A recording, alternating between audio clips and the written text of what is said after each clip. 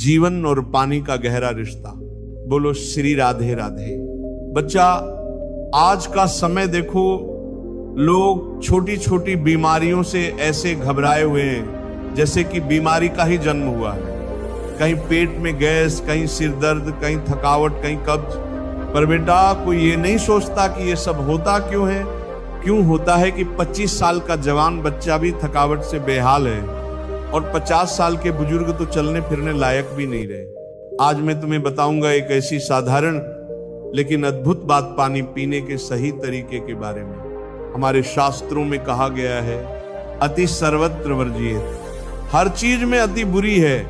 खाना हो या पानी गलत तरीके से लिया गया, अमृत भी विष बन जाता है। पानी जीवन का अमृत, पर सही तरीका जरूर। बच्चा, जब मनुष्य पानी को हल्के में ले लेता है, जब चाहे, जैसे चाहे, जितना चाहे पी लेता है, तब वही पानी उसके शरीर के लिए जहर बन जाता है। गांव में एक बार एक बड़ा वैद्य गुरु आए। उन्होंने लोगों से कहा, पानी अगर गलत पिया तो बीमारियों की जड़ बन जाएगा। शरीर में 70% पानी है, उसी से खून बनता है, पाचन होता है, किडनी काम करती है, त्वचा चमकती है। अगर पानी गलत समय, गलत तरीके से पिया जाए तो कब्ज, गैस, पेट की खराबी, वजन बढ़ना या घट न पाना, चेहरे पर पिंपल्स, झुर्रियां, जोड़ों का दर्द, बालों का झड़ना सब शुरू हो जाता है। पानी पीने के 5 स्वर्णिम नियम महाराज जी का उपदेश। एक बैठकर पानी पियो। शास्त्र कहते हैं, उत्थितः पानम विषम। खड़े होकर पानी पीना जहर के समान है। बैठो, शांत होकर धीरे धीरे पियो। 2 गर्म या सामान्य पानी पियो। ठंडा पानी पाचन को धीमा कर देता है। हल्का गुनगुना पानी पियो, जैसे हमारे शेख मुनि करते थे। त्रे भोजन के साथ पानी नहीं, खाने के तुरंत पहले या तुरंत बाद पानी पीना पाचन रस को पतला कर देता है। भोजन के 1 घंटे बाद ही पानी पियो। 4 रात को ज्यादा पानी नहीं। सोने से पहले ज्यादा पानी पीना किडनी पर बोझ डालता है। रात को हल्का पानी या गुनगुना दूध पीना उत्तम है। 5 एक बार में थोड़ा थोड़ा पानी। प्यास से अधिक कभी न पियो। बार बार पेशाब आना, किडनी को थकाना, ये सब उसी का परिणाम है। वजन और पाचन का रहस्य गुरु जी की सीख। बेटा, लोग कहते हैं मोटापा बढ़ रहा है, वजन घट नहीं रहा। मैं कहता हूं, पानी का सही प्रयोग कर लो, आधी बीमारी ऐसे ही भाग जाएगी। भूख से 1 घंटा पहले पानी पियो। खाना आराम से खाओ, फिर पानी 1 घंटे बाद। पेट भी साफ रहेगा, मन भी हल्का रहेगा। 4 चमत्कारी फल, बुढ़ापे में भी जवान रहने का मंत्र। अब बच्चा, अगर तुम चाहते हो कि 50 के बाद भी जवान दिखो, बीमारियां पास ना आए, तो ये 4 फल जरूर अपने जीवन में जोड़ लो। 1, पपीता, ये पाचन का राजा है। कब्ज, गैस, इम्यूनिटी सब ठीक करेगा। 2, सेब। An apple a day keeps the doctor away, का मतलब है रोज 1 सेब खाओ, बीमारी नहीं आएगी। 3, किशमिश, हड्डियों की ताकत, ब्लड प्रेशर, दिल की सेहत के लिए वरदान। 4, नींबू, रोग प्रतिरोधक शक्ति का खजाना। त्वचा चमकेगी, पेट साफ रहेगा, किडनी ठीक। निष्कर्ष, जीवन बदलने का अवसर। बच्चा, गुरु हमेशा कहता है, ज्ञान लेना है तो केवल सुनो मत, जीवन में उतारो। 12 दिन पानी पीने का ये तरीका अपना कर देखो। थकावट दूर, पेट हल्का, वजन ठीक, त्वचा दमकती, ये मेरा आशीर्वाद है। हरि चरणों में तुम्हारा मन स्थिर हो, तन स्वस्थ रहे और मन प्रसन्न। बच्चा, इस अमृत समान ज्ञान को अपने जीवन में लाओ और अपने परिवार में भी बांटो। जिनके घर में ये बातें पहुंचेंगी, वहां से बीमारियां भाग जाएंगी। राधे राधे बोलो। जीवन और पानी का गहरा रिश्ता। बोलो श्री राधे राधे। बच्चा, आज का समय देखो, लोग छोटी छोटी बीमारियों से ऐसे घबराए हुए हैं जैसे कि बीमारी का ही जन्म हुआ है। कहीं पेट में गैस, कहीं सिर दर्द, कहीं थकावट, कहीं कब्ज। पर बेटा, कोई ये नहीं सोचता कि ये सब होता क्यों है। क्यों होता है कि 25 साल का जवान बच्चा भी थकावट से बेहाल है और 50 साल के बुजुर्ग तो चलने फिरने लायक भी नहीं रहे। आज मैं तुम्हें बताऊंगा एक ऐसी साधारण लेकिन अद्भुत बात पानी पीने के सही तरीके के बारे में। हमारे मनुष्य जीवन अमूल्य है, पर व्यर्थ बीता जा रहा है। जो नाम जप रहित समय गया, भगवत चिंतन रहित गया। हमें कितनी शीतलता और विश्वास है धन पर। ये क्या परम पद प्रदान कर देगा, ये क्या सुख प्रदान कर देगा। बैंक में रखे रखे रखे हमारे हृदय में क्या ये सुख प्रदान करेगा। कैसी मूढ़ता है, अभी प्राण निकल जाए सब गया। और राधा राधा परम धन आपके साथ जाएगा। बस चिंतन करता हुआ ये सुख भोग लिया, ये सुख भोगूंगा, ये एकत्रित कर लिया, ये खरीद लूंगा, ये कर लूंगा, वो कर लूंगा। इतने में मौत, मृत्यु दबोच लेती है, सारी कामनाओं को ध्वंस करके जीवन लीला ही समाप्त कर देती है। जब तक मृत्यु तुम्हें दबोच ना ले तब तक कुछ कर सकते हो। भजन कर लो, नाम जप करते हुए अपने कर्तव्य कर्म का पालन करो। जिस धन मान परिवार विद्या यश और प्रभाव के भरोसे तुम गर्भ में प्रियालाल को भूल रहे हो। धन मान, ध्यान रखना, कई बार ये शब्द कहा है, अगर याद हो, भय और प्रलोभन इस मार्ग में दोनों भेजे जाते हैं। मायावी लोगों का संग होता है। धन मान परिवार विद्या यश प्रभुत्व, इसके गर्भ में आकर, इसके भरोसे में आकर जो तुम प्रभु को भूल रहे हो, अहंकार से फूल रहे हो, तुम्हारी जरा भी मदद ये न धन कर पाएंगे, न विद्या, न यश, न मान, न प्रभुत्व और न मायावी लोग। हाथ मलते रह जाओगे, कुछ हाथ नहीं लगेगा। जब प्राण निकलने का समय आता है तो जीवन में जो किया वही सामने नाचता है और वही तुम्हारे अगले जन्म का हिसाब बन जाता है। नेत्रों के सामने छा जाएगा वही दृश्य जो तुम्हारी दुर्गति होनी है। अगर भजन किए हो तो भगवान कहते अंतिम समय मैं उसकी स्मृति बनता हूं। यही तो भरोसा आनंद दे रहा है कि हमसे चूक हुई तो आपसे चूक नहीं होगी, आप हमारी स्मृति बन जाओगे। हाय, इतना सुंदर अवसर और इतनी मलिन आश्रय वृत्ति, धन विद्या रूप महत्व कुल परिवार व्यवहार, ये तुम्हारे किसी काम में नहीं आएंगे। अभी बात मान लो, किसी काम में नहीं आएंगे। ना तुम्हारी कभी सहायता कर पाएंगे और ना ये तुम्हें सुख प्रदान कर सकते हैं जिनका तुम भरोसा लिए हो। पद का, धन का, प्रतिष्ठा का, व्यवहार का, परिवार का, पक्का। ये उस समय समझोगे जिस समय तुम समझ पाकर कुछ कर नहीं सकते। मन पछितई है अवसर बीते, दुर्लभ देह पाए हरिपद भज, करम वचन अरु जीते। भगवत कृपा मूर्तिमान मनुष्य शरीर प्राप्त होना। आंख ठीक है, कान ठीक है, नाक ठीक है, जुबान ठीक है, सब स्वस्थ हो, बड़ी कृपा भगवान की। अब हमको भगवान की कृपा से सत्संग भी मिल गया। अब हमको पता भी है कि सत्य वस्तु क्या है, असत्य क्या है। वैसे सत्य वस्तु क्या है और असत्य क्या है तो गांव गली में भी लोग जानते हैं। जब किसी का शरीर छूटता है ना, माथे पे या कांधे पे 100 रखे होते हैं। गांव से दूर यात्रा में 2 आदमी माथे पे रखते हैं, एक आगे एक पीछे। नजदीक यात्रा में 4 आदमी कांधे पे ले लेते हैं और उस समय गान करते हैं, राम नाम सत्य है। पता है उनको सत्य क्या है, पर गीत केवल गाते हैं, चित्त में नहीं एक बार भी उनके कि हम क्या बोल रहे हैं। अंतिम जीवन लीला का अंतिम फल राम नाम सत्य है। तो अब जीवन भर लग जाओ हर कार्य करते हुए जबान से भगवान का नाम रटना, क्योंकि आज से तुम्हें पता चला कि जिस शरीर को ये बहुत अपना मान रहा था आज उसे फूंका जाएगा, वो नष्ट हो जाएगा। सत्य है तो भगवान का नाम, लेकिन वो केवल गाने में आता है।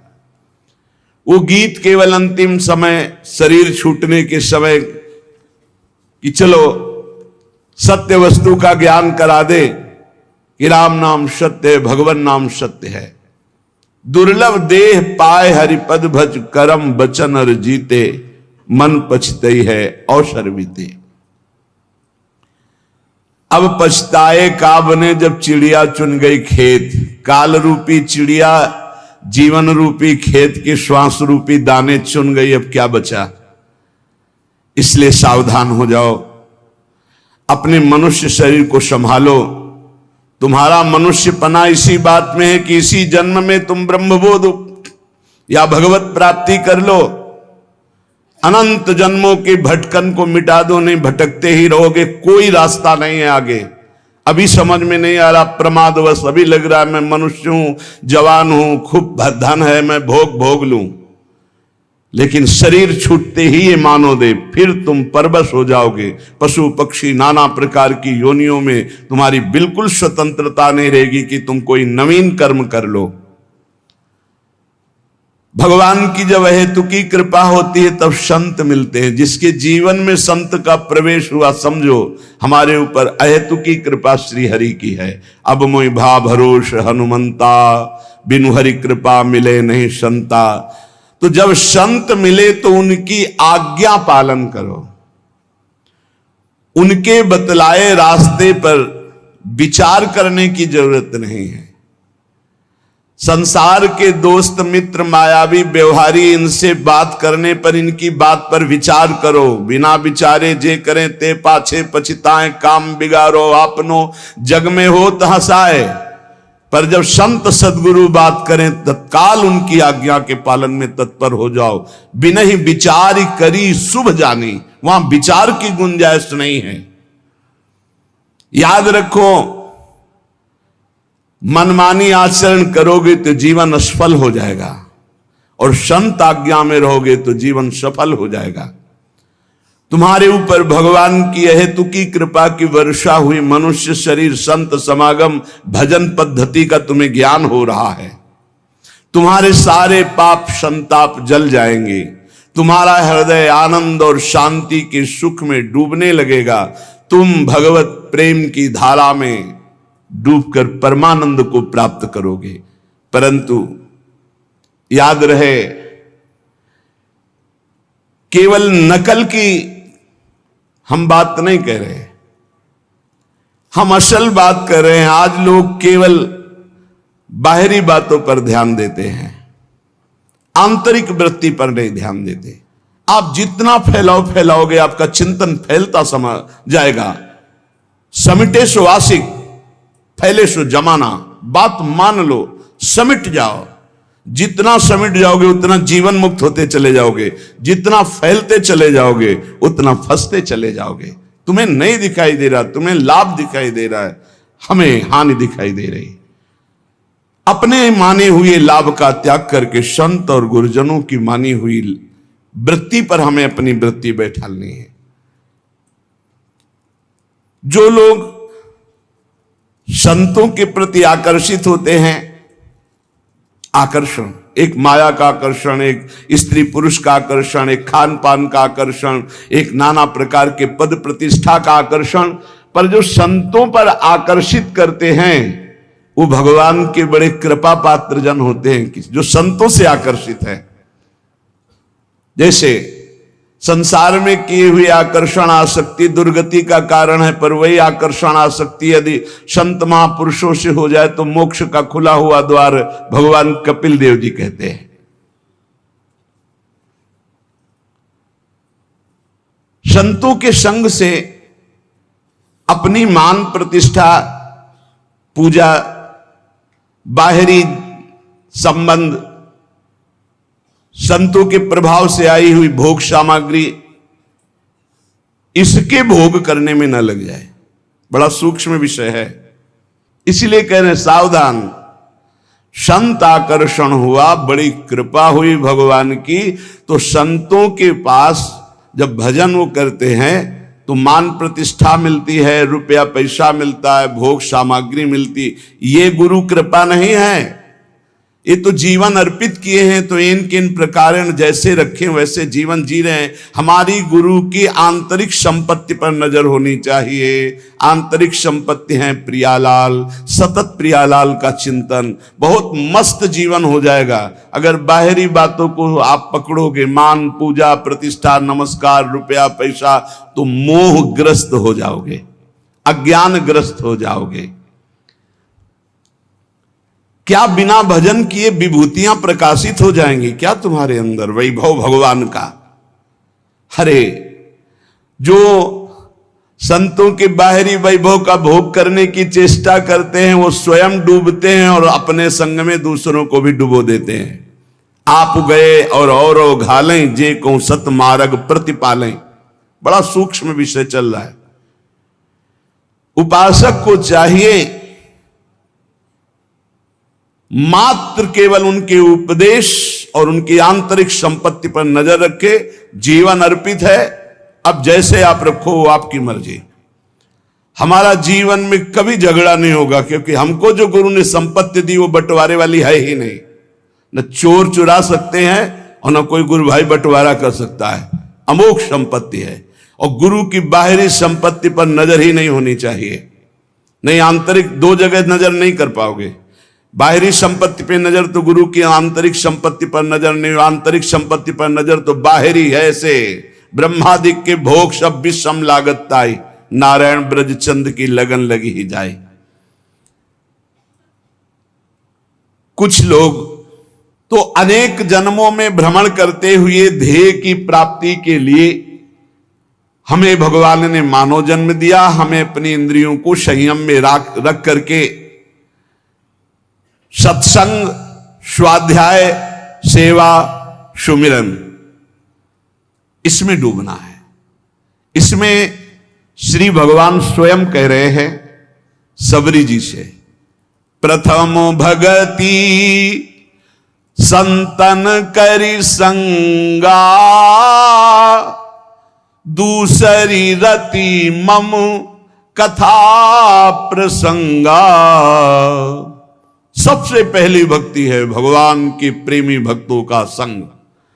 दूसरी भक्ति उनके मुख से निकली हुई भगवत चर्चा। भगवान श्री रामचंद्र जी महाराज कह रहे हैं संतों का सेवन करो। संत शब्द नहीं कहा, संतन, बहुत से संतों का।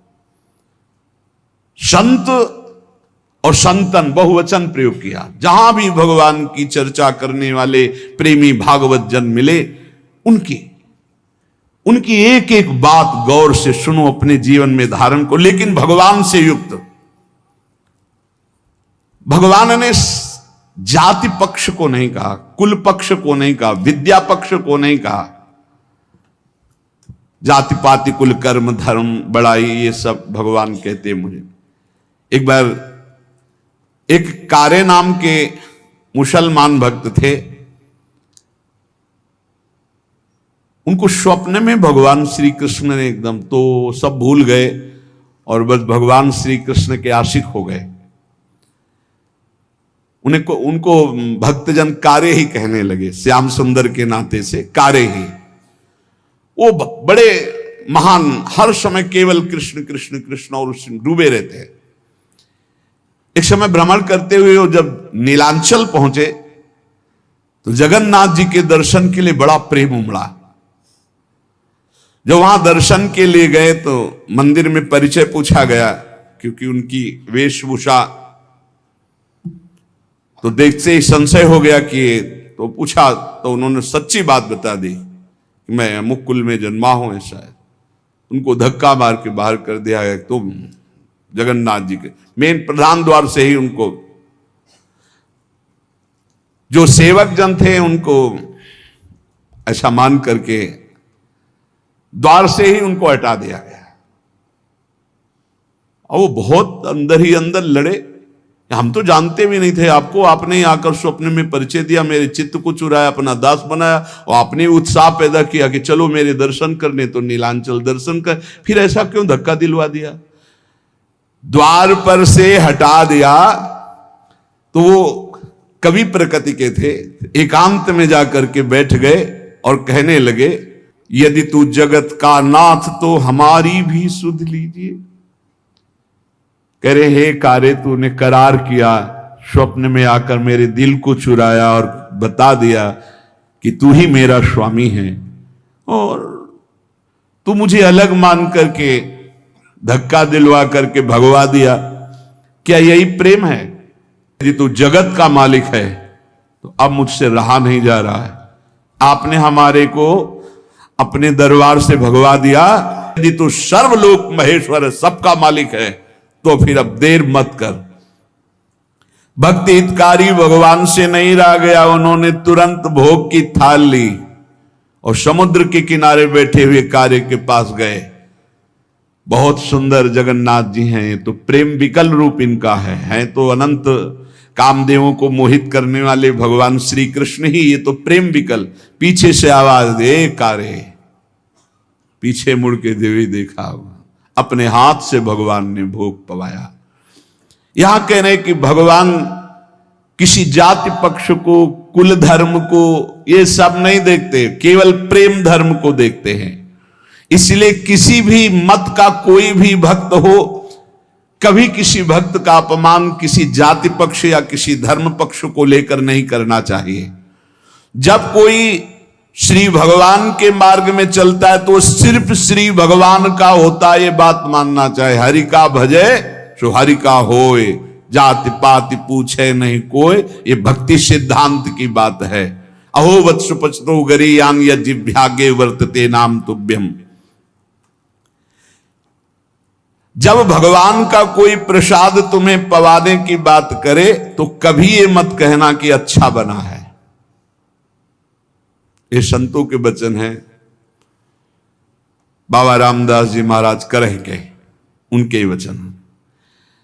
जब तुम्हें कोई भगवत प्रसाद दे तो कभी मत कहना कि बहुत अच्छा बना है, क्योंकि अच्छापन तो ठाकुर जी ने पाया है, हम तो प्रसाद पा रहे हैं। कैसा? बहुत प्रसाद मंगल में मृदु स्वादिष्ट, क्योंकि प्रियालाल ने पाया, अच्छा बनाया नहीं। नमक कम है या नमक ज्यादा है या कैसा, इस तरह का व्यवहार करने से प्रसाद में अपराध बुद्धि हो जाएगी। अच्छा बना है ये ठाकुर जी जाने, भोग लग चुका है, सिर्फ प्रसाद है और अमृत है, उसकी हम प्रशंसा क्या करें जिसको श्री ठाकुर जी ने पाया है, और उसमें हम कमी क्या निकालें जिसको श्री ठाकुर जी ने पाया है। इसलिए कभी प्रसाद तुम्हारे सामने आवे तो उसमें ये थोड़ा दाल में नमक तो कम है, प्रसाद का प्रभाव नहीं आएगा। प्रसादे सर्व दुखा नाम हानिरस्योपजायते, जैसा है वैसे ही प्रसाद पावना चाहिए, और कभी अच्छी बुरी भावना नहीं करनी चाहिए, कभी पकवान अन्न फलहार की भावना नहीं। प्रसाद सिर्फ प्रसाद है, श्री स्वामी रामदास जी महाराज कह रहे हैं। स्वामी जी महाराज कह रहे, जौलों ठठरी शीश पर तो राम राम है सत्य, मानुष बैठे मसान में तो ज्ञान कथे अलबत, ज्ञान कथे अलबत रहेगा रहा न कोई। आपस में बैठते जब जाते हैं, बोले राम नाम सत्य, वहां बैठते हैं, भैया रो मत, यहां किसी को नहीं रहना, सबको जाना, बड़ा ज्ञान बघारते हैं। और नहाए धोए कर घर चले, ऐसे ज्ञान भवगत जौलों ठठरी शीश पर